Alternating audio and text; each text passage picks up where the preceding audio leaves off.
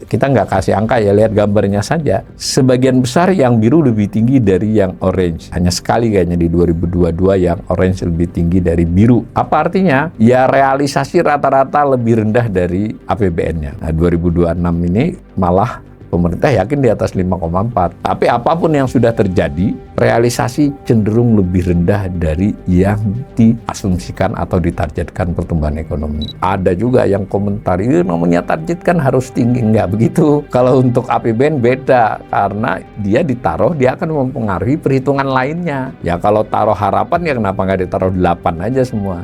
Karena setiap menaruh angka pertumbuhan ekonomi itu akan menentukan perhitungan penerimaan perpajakan, pajak penghasilan bagiannya, dan seterusnya ya. Karena pendapatannya diperhitungkan seperti itu dengan asumsi pertumbuhan yang demikian, maka belanja juga menyesuaikan. Tapi sudah bertahun-tahun ini, target ini tidak pernah tercapai. Targetnya diturunin loh itu, 23 turun, 24 turun, 25 turun, 26 ini relatif sama dengan 25, tapi diturunin tetap tidak tercapai. Ya, adem RAPBN 2020 ini kurang realistis berdasarkan kondisi terkini dan prospek 2027, terutama pertumbuhan ekonomi, nilai tukar, dan harga minyak. Resiko defisit lebih mungkin meningkat dibandingkan dari 2,4 menjadi 2,0. Lebih mungkin ke 2,8, 2,9.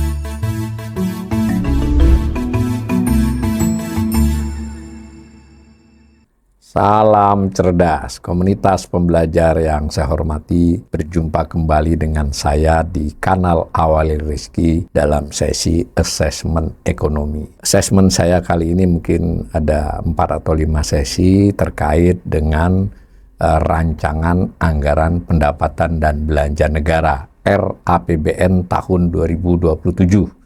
RAPBN tahun 2027 itu pidato pengantarnya disampaikan oleh Presiden Prabowo pada tanggal 14 Agustus, namun dokumennya baru beredar kira-kira seminggu kemudian. Saya melakukan analisis berdasar dokumen yang sudah dipublikasi. Dokumen tersebut disebut sebagai Nota Keuangan dan RAPBN. Ini bagian yang tidak terpisahkan ya. Jadi nota keuangan itu berupa dokumen kurang lebih 450-an halaman, isinya semacam dasar pemikiran mengapa angka-angka APBN itu sedemikian. Bagian utama dari nota keuangan itu ada 2. Yang satu terkait dengan penilaian, assessment, proyeksi tentang kondisi ekonomi dan beberapa hal yang penting dari ekonomi terkini maupun yang diduga akan terjadi di tahun mendatang. Nah, bagian keduanya yang penting adalah postur. Postur itu ya angka-angka ya, pendapatan, belanja, kemudian defisit dan seterusnya. Nah, saya akan coba analisis, terutama bagian kedua itu yang sangat banyak ya, tapi bagian pertama saya coba satu sesi ya, yang disebut sebagai asumsi dasar makroekonomi, ADEM. Nah, waktu Presiden pidato itu sudah diutarakan angka-angkanya. Di dokumen disajikan angka-angka tahun yang sudah berlalu dan proyeksi bahkan midterm-nya ya, 28, 29 juga diproyeksikan. Itu memang wajib ya disusun oleh pemerintah di dalam rancangan. RAPBN itu adalah susunan pemerintah meskipun waktu menyusun sudah kerjasama dengan DPR, diserahkan kepada DPR untuk dibahas RAPBN, baik itu postur angka-angka maupun dasar pemikirannya itu sendiri. Nanti setelah mengalami pembahasan 1,5 bulan kurang lebih, ditetapkan APBN R-nya hilang. Ya. Biasanya disusun kembali nota keuangannya meskipun belakangan angkanya dulu yang ditetapkan. Nah, tapi kejadian tahun 2026 yang lalu itu unik menurut saya. Naskah nota keuangan yang bukan R itu tidak tersedia sampai sekarang. Nah, ini mudah-mudahan nanti kali ini tidak terjadi lagi karena buat mereka yang menganalisis itu penting ya, dari R menjadi R-nya hilang, lalu juga apa ada perubahan-perubahan yang selama beberapa bulan, 3 bulan lah kurang lebih itu pembahasan 1,5 bulan, tapi penyusunan nota keuangan itu memperoleh data-data terbaru yang 3 bulan itu kita bisa tahu. Dari paparan di nota keuangan RAPBN 2027 itu salah satu gambarnya tentang ADEM itu yang utama ini. Nah, ADEM itu terdiri dari 7 komponen ya. Ini memang aturannya begitu, kecuali nanti dirubah. Ada aturan melalui peraturan Menteri Keuangan apa saja yang dianggap asumsi dasar ekonomi. Ini lama nggak pernah berubah ya. Pertama tentang pertumbuhan ekonomi. Jadi pemerintah mengajukan ke DPR pertumbuhan ekonomi di 2027 itu diasumsikan berapa. Disebutnya asumsi tapi bisa dikatakan juga target kan. Nah, yang beredar di pidato 6,0 ya dan dikutip media, tapi ternyata sebenarnya di buku dokumennya itu 5,9. Saya tidak tahu, ini jarang terjadi ya. Meskipun hanya selisih 0,1 persen poin itu jarang terjadi. 0,1 persen poin itu bukan sepele ya, itu menyangkut duit besar, itu bisa mencapai 25 triliunan. Nah, melihatnya saya cenderung memakai dokumen resminya 5,9, kecuali nanti dirubah dalam pembahasan menjadi 6,0. Tahun 2023 5,1 itu real ya yang terjadi. Kemudian 5,0, lalu 5,1 lagi 2025. Nah, 2026 yang sedang berjalan kan belum selesai. Nah, menurut Outlook itu adalah perakiraan pemerintah, bukan oleh saya atau oleh ekonom ya. Pemerintah masih yakin dengan angka 5,6 sampai 6,0. Satu semester berjalan 5,45. Mayoritas lembaga kajian ekonom 5,2. Banyak yang menaruh bahkan 5,1. Jadi ini masih asumsi yang sangat optimis ya. Di tahun depan 2027 di 5,9. Nah, lalu poin-poin berikutnya inflasi, lalu nilai tukar rupiah. Nilai tukar rupiah itu diasumsikan 17.500 tahun depan. Tapi hati-hati ya, asumsi nilai tukarnya adalah rata-rata setahun, bukan di awal atau di akhir tahun. Nah, tahun yang berjalan ini diperkirakan masih, karena baru berjalan waktu ini disusun kan masih berdasarkan sampai Juli kan. 17.000 sampai 17,5, berarti 17.250 lah tengah-tengahnya. Kalau dihitung-hitung sampai ini disusun memang segitu, karena di 4 bulan pertama kan dia hanya di kisaran 17.000 kan, baru belakangan ini ke arah 18.000 lalu turun lagi, jadi belum tahu, tapi tetap saja kemungkinan besar rata-ratanya lebih mengarah ke 17,5. Hebatnya lagi ini pemerintah yakin tahun depan masih 17,5. Lalu ada tingkat suku bunga SBN 10 tahun, lalu harga minyak mentah. Nah, ini harga minyak mentah ini dianggap 75 ya tahun depan. Tahun yang sedang berjalan ini diperkirakan 75 sampai 85, berarti tengah-tengahnya 80. Masih make sense ya, sejauh ini rata-ratanya masih di situ, karena di triwulan pertama rendah, baru di triwulan kedua cukup tinggi ya, kita belum tahu sisa bulan ini. Lalu ada asumsi juga lifting minyak mentah, artinya itu tingkat produksi minyak mentah Indonesia per hari ya. Lalu ada lifting gas, disajikan oleh gambar nota keuangan salah satu tabelnya, posisi 23, 24, 25 sudah realisasi, posisi 26 adalah perakiraan pemerintah, Outlook, posisi 2027 adalah yang diajukan RAPBN. Pertumbuhan ekonomi, nah ini yang 2027 kan 5,9. 2026 ini saya pakai APBN, jadi menarik juga ini. Di APBN masih 5,4 ya, tapi di Outlook-nya 5,6 sampai 6,0. Pemerintah setelah berjalan 6 bulan optimis, tapi kalau di APBN-nya 5,4 sebenarnya 2026 ini. Saya tidak taruh realisasinya, karena kita belum tahu kan, 2027 juga belum tahu. Nah, yang ingin saya sampaikan 2015 sampai 2025, 11 tahun, itu antara yang dicantumkan di APBN dengan realisasi itu dinamikanya gimana? Ya, kita nggak kasih angka ya, lihat gambarnya saja. Sebagian besar yang biru lebih tinggi dari yang orange ya. Ya, hanya sekali kayaknya di 2022 yang orange lebih tinggi dari biru. Apa artinya? Ya realisasi rata-rata lebih rendah dari APBN-nya, meskipun kadang setara ya atau tipis. 2017 itu setara 25 misalnya, APBN-nya 5,2, realisasinya 5,1 kan, jadi beda kan. Nah, 2026 ini malah pemerintah yakin di atas 5,4, tapi saya sebagai ekonom lembaga saya menilai kemungkinan 5,2. Tapi apapun yang sudah terjadi, realisasi cenderung lebih rendah dari yang diasumsikan atau ditargetkan pertumbuhan ekonomi. Boleh dong, menurut saya 5,9, apalagi yang dipidatokan 6,0, berarti ya realisasinya kemungkinan di bawah itu. Nanti, bagaimana dengan inflasi? Nah, inflasi ini beda ya. Inflasi ini kan kalau dia lebih rendah dari asumsi lebih bagus, maksudnya begitu. Dari perkembangan memang sebagian besar tahun itu realisasi APBN itu lebih rendah dari targetnya. Jadi lebih terkendali. Kecuali 2022 itu yang memang ada faktor eksternal itu yang luar biasa, harga-harga waktu itu. Sehingga inflasi mencapai 5,5, tetapi targetnya padahal cuma 3% ya. Sekali lagi, angka inflasi ini bukan inflasi di akhir tahun, tapi inflasi rata-rata setahun. Sama rata-rata ya. Jadi hati-hati kalau nanti ngelihat di BPS-nya itu harus membuat rata-rata selama 12 bulan ya. Pada tahun 2025 tadi juga sedikit di atas target. Targetnya 2,5, realisasinya 2,9. Tapi kebanyakan tahun di bawah. Hanya 2 kali ini berarti 22 dengan 25 yang realisasi di atas targetnya, di atas asumsinya. Maka 2026 ini kita juga belum tahu, diasumsikan 2,5, tapi kelihatannya juga sama dengan tahun 25. Besar kemungkinan di atas 2,5, tapi juga tidak terlalu jauh. Nah, 27 masih mematok 2,5. Anggap saja target APB ini termasuk target yang cukup realistis ya, berdasarkan pengalaman. Sedangkan target pertumbuhan ekonomi tadi, yang pertama tadi, ya menurut saya selalu saja targetnya agak di atas sedikit dari yang kemungkinan terrealisasi. Mungkin pemirsa saya ini ada juga yang komentar, namanya target kan harus tinggi. Enggak begitu. Kalau untuk APBN beda, karena dia ditaruh, dia akan mempengaruhi perhitungan lainnya. Ya kalau taruh harapan ya kenapa nggak ditaruh 8 aja semua. Karena setiap menaruh angka pertumbuhan ekonomi itu akan menentukan perhitungan penerimaan perpajakan, pajak penghasilan bagiannya, dan seterusnya ya.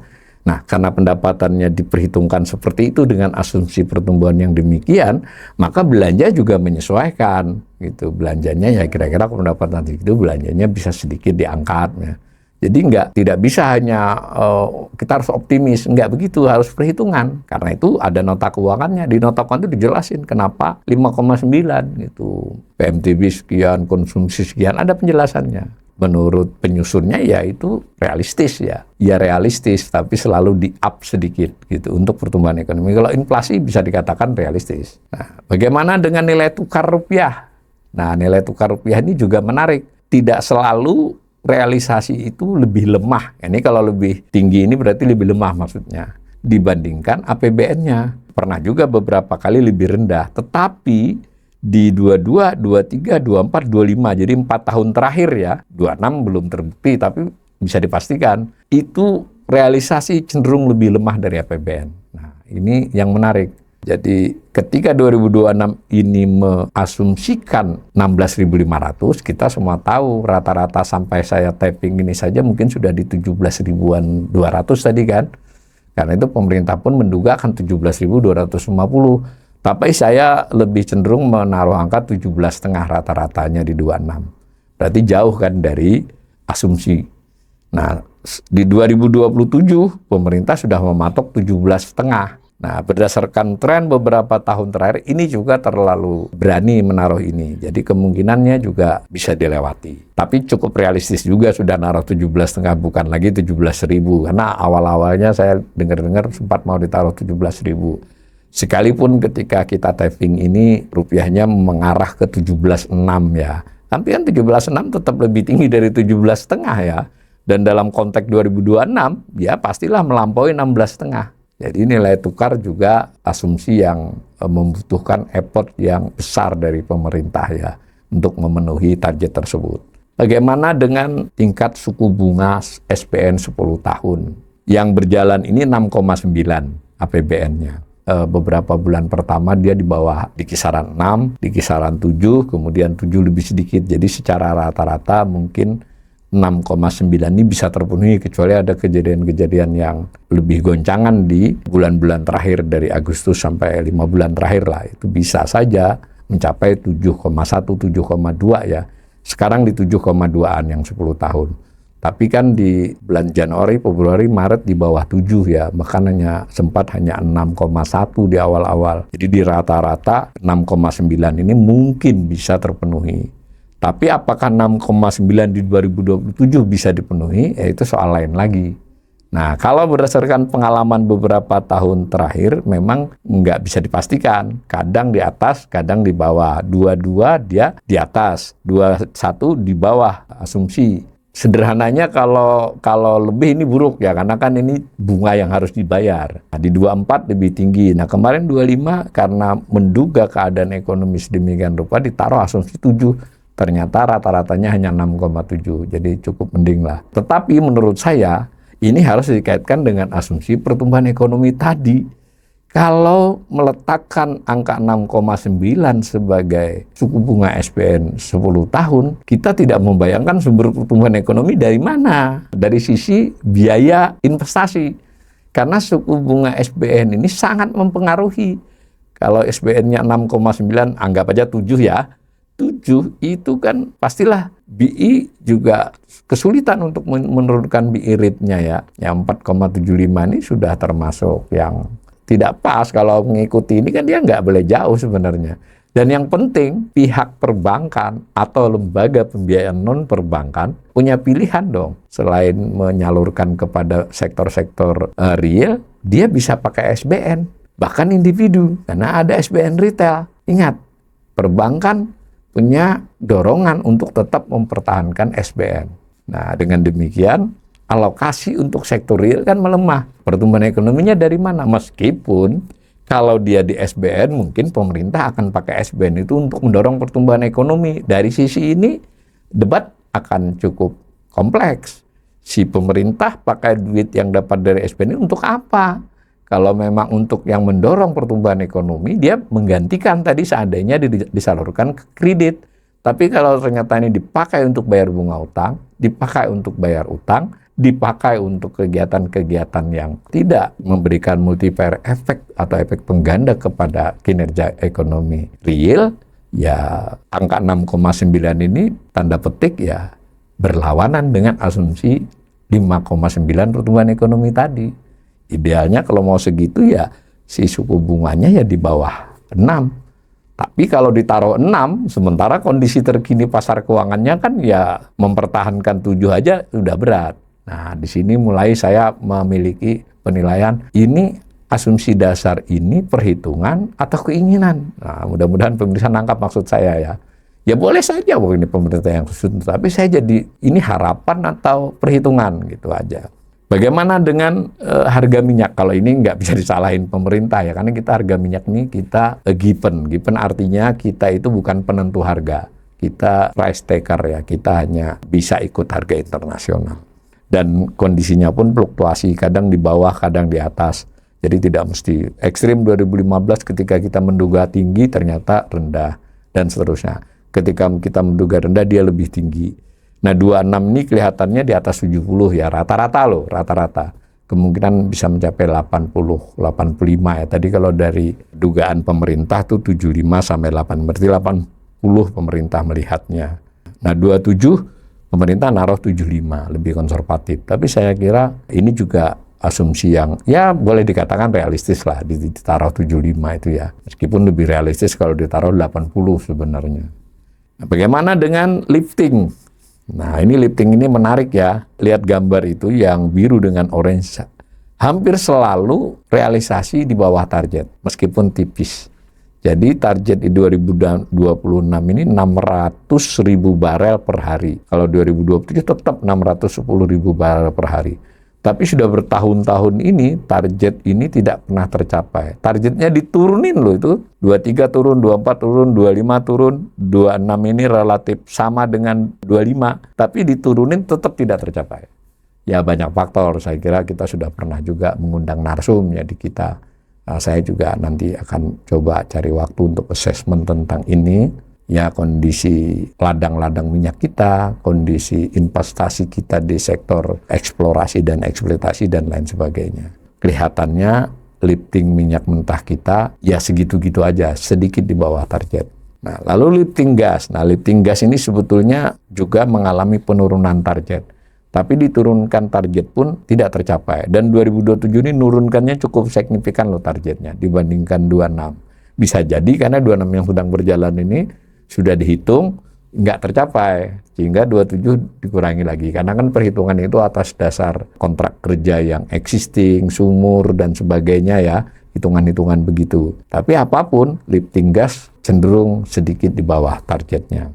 Nah, Dari 7 indikator tadi yang dipakai untuk ADEM, itu menjadi pertimbangan utama membuat postur angka-angka. Postur yang disajikan 2027, postur utama ya, itu saya kasih gambar orange tengah itu. Jadi pendapatan 3.426. Saya ulangi loh, itu terkait dengan pertumbuhan ekonomi, inflasi, lifting minyak, lifting gas, harga minyak, kurs. Nah, lalu belanja yang B, yang garis hitam 4.097,2, maka defisitnya 671,2 rencananya.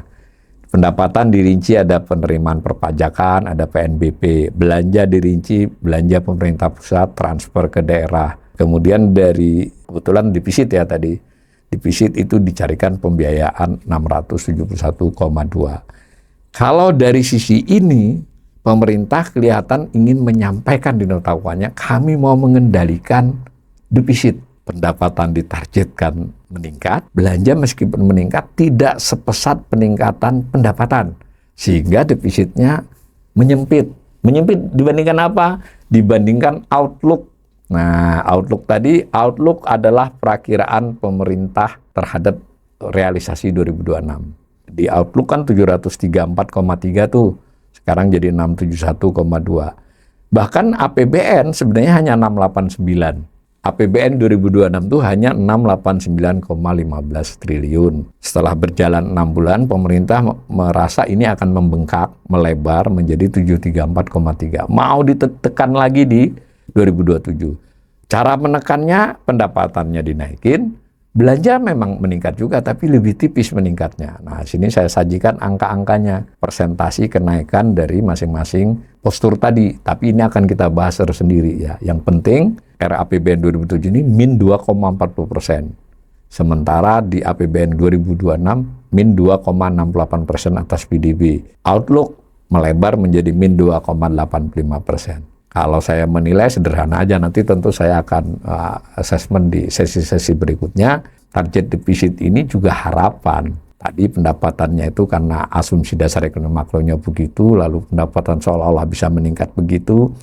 Belanja seolah-olah bisa ditekan, tapi nanti faktanya belanja itu antara kejadian dengan ini ada tambahan yang tidak bisa dihindari. Mungkin karena kurs mengakibatkan beberapa pengeluaran yang terkait dengan belinya dolar itu meningkat, kan gitu. Jadi saya kira kurang match antara ADEM dengan postur. APBN 2006, Outlook, RAPBN 2027 ini dicoba yang lebih panjang ya. APBN 26-nya tidak ada. Yang saya lebih garis bawahi yang pembiayaan anggaran. Karena hati-hati ya, pembiayaan dengan anggaran dengan menutang itu lain. Karena di antara pembiayaan anggaran itu ada yang bukan utang. Nah, defisit saya kasih tanda merah itu. Nah, ini yang RAPBN 2027-nya, defisitnya 671,16 triliun. Tapi pemerintah merencanakan berutang 876,27 triliun. Karena pemerintah berencana investasi. Nah, ada pembiayaan investasi kan. Nanti kita akan bahas di sesi khusus ya. Jadi defisit 671, tapi pemerintah berutangnya jauh lebih banyak dari defisit itu. Bahkan selisihnya itu melebihi tahun-tahun yang lalu. Memang diperbolehkan, tapi pemirsa kita semua juga berhak tahu tentang hal seperti itu. Nah, ini sebetulnya di nota keuangan disajikan gambar. Ini tentu gambar hipotetis ya. Nota keuangan itu menampilkan risiko perubahan asumsi. Jadi kalau meleset, misalnya tadi pertumbuhan ekonomi ternyata tidak 5,9 tapi 5,2 itu yang paling, berarti selisihnya kan 0,7% poin. Apa dampaknya? Diberikan tabelnya itu. Tapi ini kalau perubahan hanya itu, kalau nanti perubahannya lebih dari satu faktor tentu hitungannya beda. Tapi ini kan untuk kita bisa memahami. Setiap kenaikan 0,1% dari target itu mengakibatkan surplus 2,4 triliun. Tapi bisa dibalik juga, setiap penurunan 0,1 akan mengakibatkan minus 2,4, bertambah defisitnya. Dari mana? Karena pertumbuhan ekonomi itu meningkatkan pendapatan negara, tapi tidak meningkatkan belanja. Ini angkanya. Kenapa tadi saya bilang tidak bisa kita asal taruh pertumbuhan ekonomi berapa. Nah, bagaimana kalau 5? Berarti selisihnya kan 0,9. 0,9 kali 2,4 kan berarti ini ekstrim ya. Kalau misalnya kita buat 5,0, tidak jadi 5,9 realisasinya. Selisihnya itu 20-an triliun di defisit loh ya, yang 67 saja. Nah, begitu juga dengan inflasi. SBN itu juga setiap 0,1% lebih tinggi dari asumsi, dia mengakibatkan tambahan ke defisit. Nilai tukar apalagi setiap 100 rupiah, cara menghitung ini maka kita tahu yang paling berpengaruh terhadap defisit itu pertumbuhan ekonomi jika di bawah target. SBN 10 tahun jika jauh di atas asumsi. Nilai tukar melemah itu juga berpengaruh terhadap pelebaran defisit ya. Kalau ICP di atas asumsi itu juga cenderung meningkatkan. Lifting minyak dan lifting gas di bawah target meskipun kecil ada pengaruhnya. Demikian ya, maka saya simpulkan asumsi dasar ekonomi makro yang terdiri dari 7 indikator sebetulnya kalau menurut textbook tidak semuanya termasuk makroekonomi dalam buku ajar ya, tapi diperlakukan sebagai indikator makro. Nah, itu berpengaruh terhadap perhitungan APBN. Tadi saya sudah perlihatkan hipotesis dari nota keuangan sendiri terhadap pengaruhnya. Nah, menurut saya ADEM RAPBN 2007 ini kurang realistis berdasarkan kondisi terkini dan prospek 2027, terutama pertumbuhan ekonomi, nilai tukar, dan harga minyak. Maka resiko defisit lebih lebar dari yang direncanakan di 2,4% itu lebih tinggi dibandingkan dia bisa lebih rendah ya. Maksudnya lebih mungkin meningkat dibandingkan dari 2,4 menjadi 2,0. Lebih mungkin ke 2,8, 2,9. Mudah-mudahan asesmen saya bermanfaat. Kita akan melanjutkan nanti dengan asesmen yang lebih spesifik tentang pendapatan, tentang perpajakan, tentang belanja, tentang transfer ke daerah, dan juga tentang pembiayaan.